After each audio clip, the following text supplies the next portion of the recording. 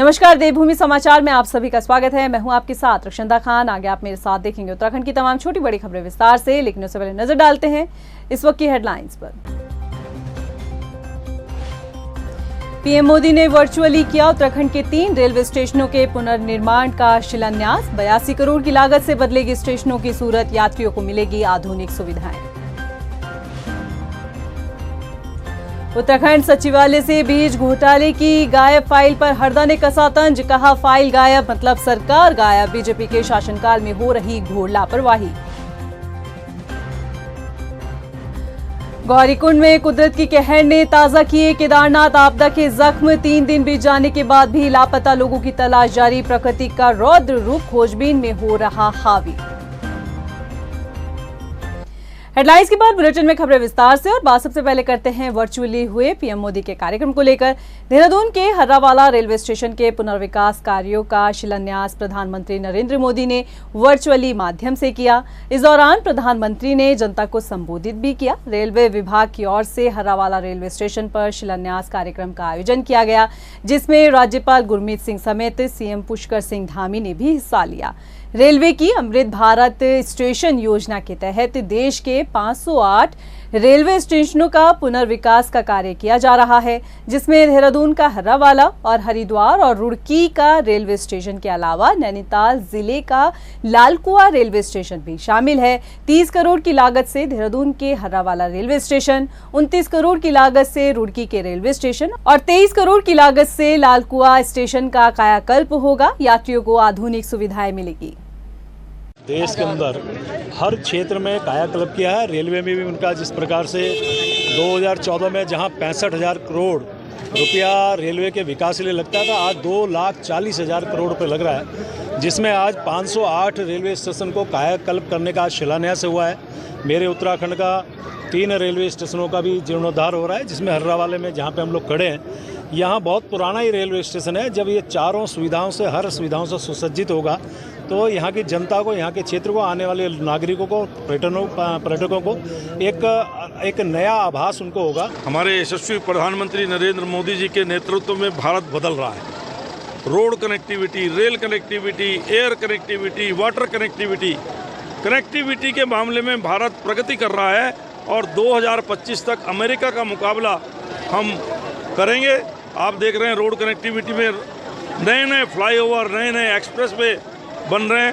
Rail connectivity में railway का कायाकल्प हो रहा है। भारत वंदे एक्सप्रेस, हर हफ्ते एक भारत वंदे एक्सप्रेस लॉन्च हो रही है। वहीं लालकुआ रेलवे स्टेशन की काया को भी अमृत भारत स्टेशन के तहत पुनर्विकसित किया जाएगा। 24 करोड़ की लागत से लालकुआ रेलवे स्टेशन में पुनर्विकास के काम होंगे। अमृत भारत रेलवे स्टेशन के तहत लालकुआ में भी कार्यक्रम का आयोजन हुआ। कार्यक्रम में आए लोगों ने वर्चुअली पीएम मोदी का संवाद सुना। कार्यक्रम में शामिल केंद्रीय रक्षा राज्य मंत्री अजय भट्ट ने लालकुआ रेलवे स्टेशन के इतिहास को याद कर आधुनिक रेलवे स्टेशन का फायदा यात्रियों को मिलेगा, ऐसा कहा। से एक इतिहास देश में माननीय प्रधानमंत्री जी ने रच दिया है। कभी किसी ने सोचा तक नहीं होगा कि इस तरह से छोटे छोटे कस्बों में भी हमारे जो स्टेशन हैं उनका कायाकल्प होगा। ये अंतर्राष्ट्रीय मानकों के आधार पर अब हमारी ये स्टेशन तैयार होंगे। जैसे लालकुआ बहुत छोटा स्टेशन था, यहाँ पर जब हम लखनऊ के लिए जाते थे, जब विधायक थे, तो उस समय यहाँ पर कोयले से छोटी गेज की हमारी यहाँ से ट्रेन चलती थी। आज इसका कायाकल्प हो रहा है। रुड़की रेलवे स्टेशन में भी अमृत भारत स्टेशन के तहत कार्यक्रम का आयोजन हुआ। कार्यक्रम में वर्चुअल पीएम मोदी का संवाद सुना गया। बता दें कि अमृत भारत स्टेशन के तहत मौजूदा रुड़की रेलवे स्टेशन को भी आधुनिक किया जा रहा है। रेलवे स्टेशन के पुनर्निर्माण के लिए 29 करोड़ का खर्च आएगा। मौके पर पहुंचे हरिद्वार सांसद ने पीएम मोदी का आभार भी जताया। उत्तराखंड के लिए बहुत सौभाग्य का विषय है कि देश के यशस्वी प्रधानमंत्री जी ने आज उत्तराखंड के 3 और हरिद्वार लोकसभा के 3 में से 2 ऐसे जो ऐतिहासिक रेलवे स्टेशन नए स्वरूप में आने वाले हैं, जो पूरे देश के अंदर 508 अमृत भारत रेलवे योजना के तहत नित नए जो एयरपोर्ट की सुविधाओं से जो समानांतर खड़ा होगा, इस तरीके की सुविधाओं से युक्त ये आज हमारा रुड़की का रेलवे स्टेशन भी आया है। उत्तराखंड सचिवालय से बीज घोटाले से संबंधित एक महत्वपूर्ण फाइल गायब हो गई है, जिसके बाद अब शासन में हड़कंप मचा हुआ है, तो वहीं विपक्ष सरकार को घेरने में कोई कसर नहीं छोड़ रहा है। सचिवालय से बीज घोटाले से संबंधित फाइल गायब होने पर पूर्व मुख्यमंत्री हरीश रावत ने चिंता जाहिर की है। इसके साथ ही उन्होंने बड़ी लापरवाही भी बताई है। उन्होंने कहा है कि फाइल गायब होने का मतलब सरकार का गायब होना है। उन्होंने भाजपा सरकार पर सीधा निशाना साधते हुए कहा कि भाजपा के शासनकाल में फाइलों का गुम होना आम सी बात हो गई है। ये बहुत चिंता का विषय है। ये तो फाइल मतलब सरकार, एक फाइल गायब होने का मतलब सरकार गायब हो गई। तो ये इनके राज में क्या हो रहा है। और भाजपा के लोग जो हैं, कहीं लैंड रिकॉर्ड गायब हो जा रहा है, कहीं फाइल गायब हो जा रही है, कहीं कुछ गायब हो जा रहा है। केदारनाथ धाम के मुख्य पड़ाव गौरीकुंड में कुदरत ने गहरे जख्म दिए हैं। साल 2013 की केदारनाथ आपदा के बाद ये पहला मौका है जब बड़ी संख्या में लोग लापता हो गए। अपनों को तलाश कर रहे परिजन इस उम्मीद से वक्त गुजार रहे हैं कि शायद उन्हें अपनों की कुछ जानकारी मिले, लेकिन प्रकृति का रौद्र रूप अपनों की तलाश में भी हावी हो रहा है। ये रिपोर्ट देखिए।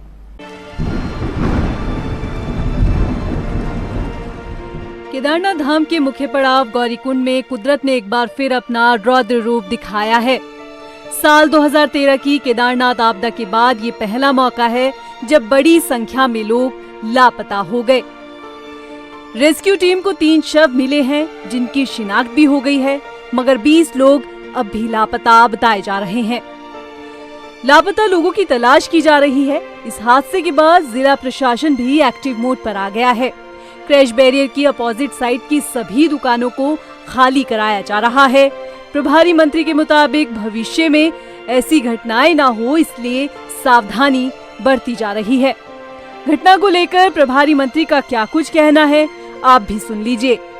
देखिए, मैंने डीएम को कल स्पष्ट निर्देश दिए हैं कि जितनी भी दुकानें क्रैश बैरियर के ऑपोजिट साइड हैं, जहां पर नहीं होनी चाहिए, उनको हटाना है।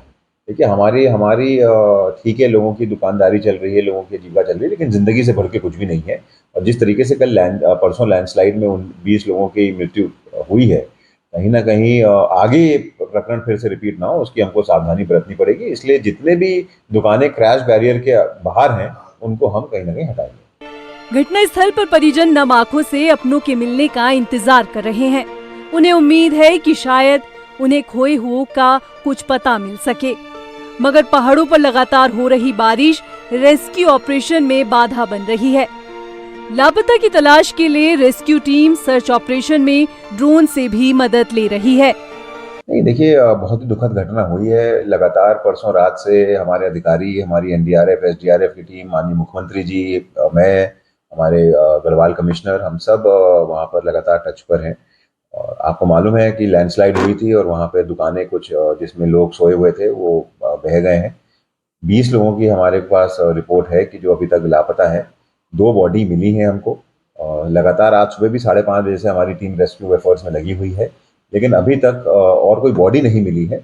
आइडेंटिफिकेशन सबका कर लिया गया है, लेकिन हमने श्रीनगर और कुंड में भी इंफॉर्मेशन दी है। ड्रोन से भी सर्वे चल रहे हैं, ढूंढने की कोशिश की जा रही है, लेकिन क्योंकि पानी का बहाव थोड़ा सा तेज़ है, बारिश वहाँ पे लगातार हो रही है, अलर्ट है, वहाँ पे ऑरेंज अलर्ट है, उसके कारण थोड़ी सी रेस्क्यू में एफर्ट में हम लोग को प्रॉब्लम आ रही है। लेकिन पूरी सरकार का भी ध्यान, और वहाँ पर जितने भी लोग अगर कोई जीवित मिल सके तो उसको बचाना है, और वरना डेड बॉडीज को रिकवर करना है। मगर इस हादसे ने साल 2013 में आई आपदा के जख्म को ताज़ा कर दिया, जब केदार घाटी में कई जिंदगियां गुम हो गई थी।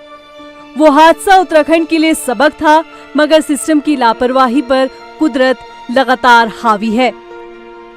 स्थानीय लोगों का मानना है कि केदारनाथ धाम में आपदा के बाद कई वास्तविक बदलाव हुए, मगर धाम के यात्रा मार्ग आपदा के बाद से बदस्तूर वैसे ही हैं। टिहरी जिले में देर रात हुई बारिश काल बनकर बरसी, जिसमें एक परिवार के 2 मासूम की जिंदगी छीन ली। दीवार टूटने से घर में सो रहे 2 भाई बहन मलबे में दब गए, जिंदा दफन हो गए और इस हादसे से परिवार में कोहराम मचा हुआ है। जिलाधिकारी मयूर दीक्षित भी मौके पर पहुंचे। उन्होंने हादसे पर दुख जाहिर किया। स्थानीय लोगों के मुताबिक यहां पहले भी आपदा आई थी। उन्होंने कहा है कि इस घटना के बाद से दोबारा ये घटना आना काफी चिंताजनक है। रोकथाम के लिए उपाय किए जा रहे हैं। संबंधित विभाग को निर्देशित किया गया है। और जैसा कि दिख रहा है कि यहाँ पे काफ़ी बारिश रात भर से हुई है। काम शाम 6-7 बजे से बता रहे हैं कि काफ़ी भारी बारिश हुई है और उसकी वजह से काफ़ी ज़्यादा गदेर में पानी आया है और फिर ऊपर से जो मलबा है उससे घर की जो दीवार है वो धंस गई थी, जिसकी वजह से इंसिडेंट हुआ है। अब इसको रोकने के लिए और आगे से चीज़ें ना हो इसके लिए जो समस्त डिपार्टमेंट्स को यहाँ पे कॉल किया गया है और इसमें अन्य भी 2-3 समस्याएं यहाँ पे इस गांव के भी और आसपास के गांव के लोगों ने बताई है, जहाँ पहले भी कभी आपदा आई है और इंसिडेंट्स हुई हैं, जिसको कि मिटिगेट करने के लिए क्या क्या कर सकते हैं सारे स्टेप पे। हम आज रात को मध्य रात्रि में बरोड़ा गांव में यहाँ पर हंसुल जाति के परिवार में 2 बालक मकान ढहने से उनकी अकाल मृत्यु हो गई है और उनके पास रहने की कोई व्यवस्था नहीं है। मैं शासन प्रशासन से मांग करता हूँ उनके रहने की व्यवस्था तुरंत की जाए। सरकार गौरक्षा के बड़े बड़े दावे करती है, मगर धरातल पर इसकी तस्वीर बिल्कुल विपरीत नजर आती है।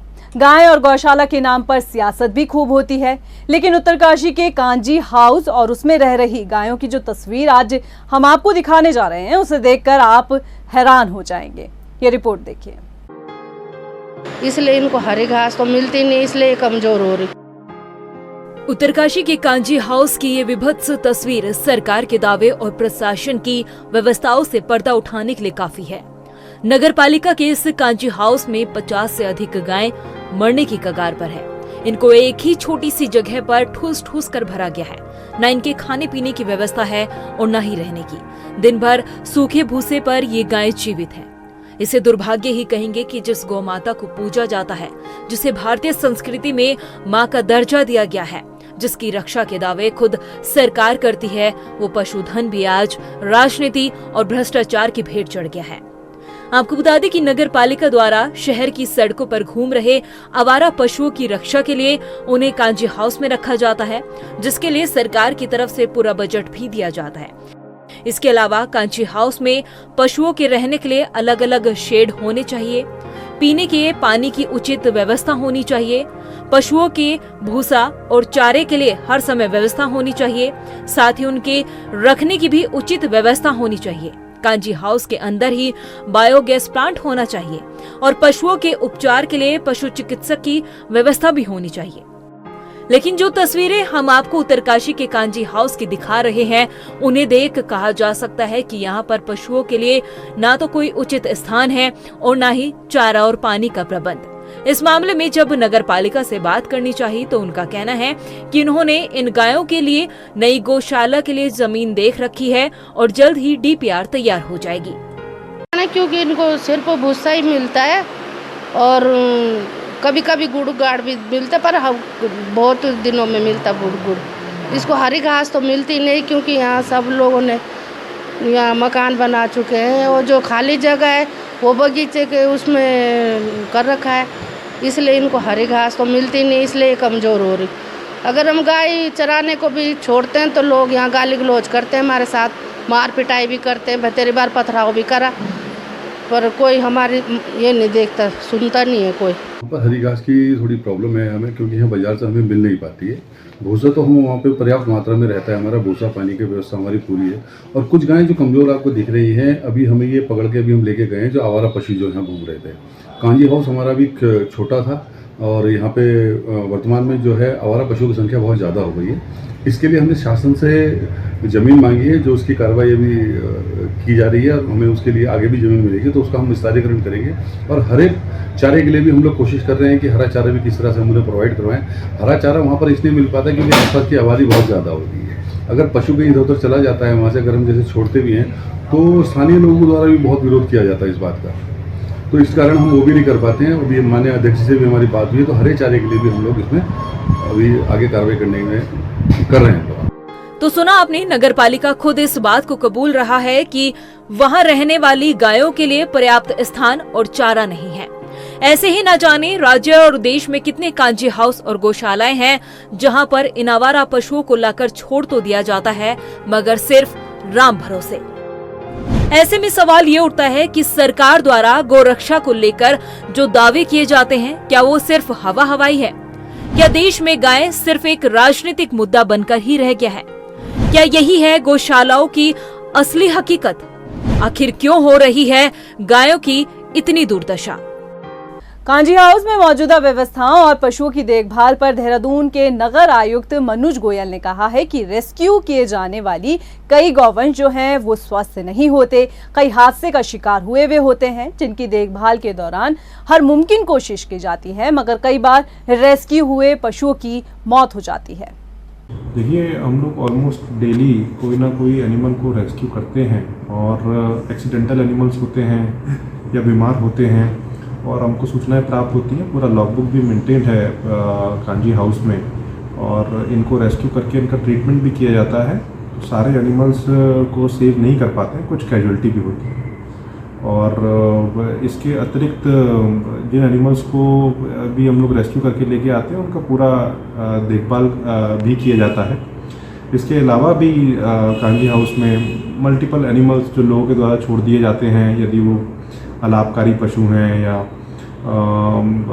मेल कैटल को भी लोगों के द्वारा छोड़ दिया जाता है, उनको भी नगर निगम में जो कांजी हाउस है, जो गौसदन है, वहाँ पे उनका टेक केयर किया जाता है। उत्तरकाशी के जिला मुख्यालय में 40 किलोमीटर दूर 11,000 फीट की ऊंचाई पर स्थित 28 वर्ग किलोमीटर क्षेत्र में फैले दयारा बुग्याल में आगामी 17 अगस्त को बटर फेस्टिवल का आयोजन होने जा रहा है, जो देश और दुनिया में पहला एक ऐसा अनोखा मेला होगा जहां पर छाछ और मक्खन से होली खेली जाएगी। दयारा पर्यटन उत्सव समिति के अध्यक्ष मनोज राणा ने बताया कि इस बार समिति का प्रयास है कि ज्यादा से ज्यादा संख्या में लोग वहां पर पहुंचे और इस बटर फेस्टिवल का आनंद ले, और पर्यटन विभाग भी अपने स्तर पर इस अनूठे आयोजन का प्रचार प्रसार कर रहा है ताकि राज्य में नए पर्यटन स्थल, नई डेस्टिनेशन पर्यटकों के लिए विकसित हो सके। सरकार को मैं धन्यवाद देना चाहता हूँ। पर्यटन विभाग इस समय इसमें पूरे जोर शोर से हमारी मदद करी। इस फेस्टिवल को प्रचार प्रसार के पर्यटन विभाग ने और संस्कृति विभाग ने हमारी इसमें मदद की है। और पर्यटन विभाग का खासकर तो मैं सचिन कुर्वे जो हमारे पर्यटन सचिव हैं, वो काफ़ी इसमें बढ़ चढ़ कर हिस्सेदारी ले रहे हैं और उन्होंने हमारी इसमें बहुत सहयोग किया है। और इस फेस्टिवल को 4 चांद लगाने के उन्होंने हमें देश दुनिया के, चाहे प्रिंट मीडिया हो, इलेक्ट्रॉनिक मीडिया हो, चाहे अपने स्तर से प्रचार प्रसार का जो माध्यम है उसके द्वारा हमारा सहयोग किया। मैं एक बार पुनः माननीय मुख्यमंत्री जी, पर्यटन मंत्री और हमारे जो विधायक हैं वहाँ के माननीय सुरेश चौहान जी, वो लगातार हमारे साथ हैं। मिशन इंद्रधनुष अभियान 5.0 के बारे में एनएचएम एमडी रोहित मीणा ने बताया है कि भारत सरकार के दिशा निर्देश अनुसार सभी राज्यों में सघन मिशन इंद्रधनुष 3 चरणों में चलाया जाएगा। 7 अगस्त से 12 अगस्त तक पहला चरण है, 11 अगस्त से 16 अगस्त तक दूसरा चरण रहेगा, वहीं 9 से 14 अक्टूबर तक आखिरी चरण में टीकाकरण समाप्त किया जाएगा। इस मिशन के तहत 8 लाख से ज्यादा लोगों ने रजिस्ट्रेशन करवाया था, जिसमें 2,20,000 बच्चों का टीकाकरण किसी कारणवश नहीं हो पाया है। उनका टीकाकरण किया जाएगा, इस टारगेट को पूरा किया जाएगा। साथ ही गर्भवती महिलाओं का भी टीकाकरण होगा। सरकार के दिशा निर्देश में मिशन इंद्रधनुष 5.0 प्रारंभ किया गया है। ये 3 चरणों में किया जाएगा, जिनकी जो तिथियां हैं वो 7 से 12 अगस्त, 11 से 16 सितंबर और 9 से 14 अक्टूबर है, जिनमें ये किया जाएगा। पहले जो चरण है उसमें 7 से 12 अगस्त का जो चरण है उसके लिए लगभग 550 सेशन राज्य भर में आइडेंटिफाई किए गए हैं। अभी तक हम लोग लगभग 8 लाख बच्चों का सर्वे कर चुके हैं, जिनमें लगभग 22,000 ऐसे बच्चे आइडेंटिफाई किए गए हैं जिनको जो टीके में पहले हमारे यहाँ से लेफ्ट आउट हो गए थे उनको हम टारगेट करेंगे। इसके अलावा लगभग 4,700 महिलाएं हैं जिनके भी टीके छूटे हुए हैं, जिनको इस मिशन इंद्रधनुष 5.0 में टारगेट किया जाएगा। सोशल मीडिया पर भ्रामक सूचनाएं शेयर करने वालों की अब खैर नहीं है। पुलिस ऐसे लोगों पर बड़ी कार्रवाई करने जा रही है। सोशल मीडिया पर प्रसारित भ्रामक खबरों और आपत्तिजनक फोटो के संबंध में देहरादून के अलग अलग थाने में अब तक 21 मुकदमे पंजीकृत हो चुके हैं। जनपद पुलिस द्वारा सोशल मीडिया पर निरंतर सतर्कता बरती जा रही है, नजर रखी जा रही है और भ्रामक खबरों और आपत्तिजनक पोस्टर पर संज्ञान लेते हुए एसएसपी द्वारा लगातार कार्रवाई भी की जा रही है। आपको अवगत करा दो, पिछले 6 महीने में पूरी जनपद में 21 इस तरह के मामले, इस तरह की इश्यूज को लेकर के कुछ लोगों ने वक्तव्य दिया, कुछ लोगों ने सोशल मीडिया पर जो है फुटेज को प्रचार प्रसारित किया, गलत पोस्ट को मतलब पोस्ट किया गया। इस तरह के कुल 21 मामले हैं। 21 मामले में से 11 मामले वो हैं जो सोशल मीडिया पर गलत फुटेज और पोस्ट को डाला गया, जिससे कि सांप्रदायिक सौहार्द बिगड़ने की संभावना जिनके आधार पर रहती है। रिसेंटली हम लोगों ने 5 मामले पंजीकृत किए हैं रिसेंट के घटनाक्रम को लेकर के आपके, जिसमें कि 3 सहसपुर के हैं, 2 पटेल नगर के हैं। मैं जनपद वासियों से निवेदन करूंगा कि इस तरह के अगर पोस्ट कोई डाल रहा है या कोई वीडियो वायरल कर रहा है, कृपा करके इन अफवाहों पर ध्यान दें। अभी के लिए फिलहाल इतना ही, मुझे दे इजाजत, लेकिन चलते चलते नजर डालते हैं इस वक्त की हेडलाइंस पर। नमस्कार। पीएम मोदी ने वर्चुअली किया उत्तराखंड के 3 रेलवे स्टेशनों के पुनर्निर्माण का शिलान्यास। 82 करोड़ की लागत से बदलेगी स्टेशनों की सूरत, यात्रियों को मिलेगी आधुनिक सुविधाएं। उत्तराखंड सचिवालय से बीज घोटाले की गायब फाइल पर हरदा ने कसा तंज, कहा फाइल गायब मतलब सरकार गायब, बीजेपी के शासनकाल में हो रही घोर लापरवाही। गौरीकुंड में कुदरत की कहर ने ताजा किए केदारनाथ आपदा के जख्म, 3 दिन बीत जाने के बाद भी लापता लोगों की तलाश जारी, प्रकृति का रौद्र रूप खोजबीन में हो रहा हावी।